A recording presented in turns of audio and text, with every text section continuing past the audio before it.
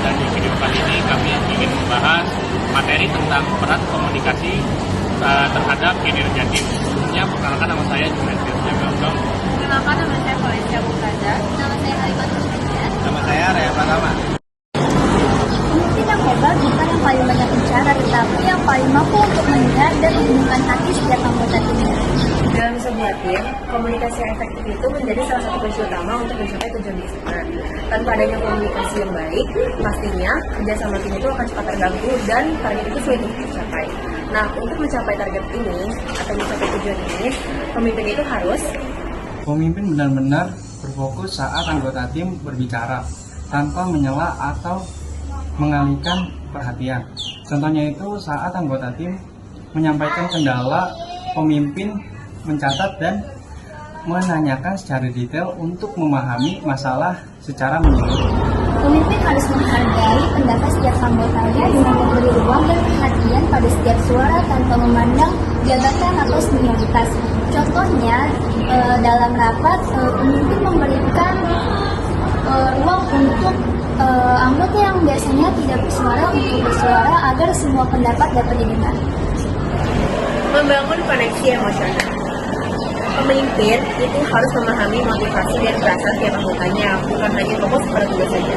Contohnya, misalnya pemimpin itu menanyakan keadaan pribadi setiap anggotanya yang terlihat kurang semangat dan memberikan tips. Menunjukkan empati dalam komunikasi. Pemimpin itu harus menunjukkan pengertian dan simpati terhadap anggotanya yang sedang terkena masalah, bukan hanya solusi teknis. Contohnya seperti ketika ada seorang anggota yang telah kehilangan anggota keluarga, pemimpin itu harus memberikan perhatian lebih dan istirahat yang cukup. Pemimpin memastikan anggota merasa nyaman untuk berbagi ide dan masalah tanpa takut dihakimi. Contohnya itu, pemimpin mengadakan sesi diskusi anonim agar seluruh anggota bisa menyampaikan kritik dengan bebas.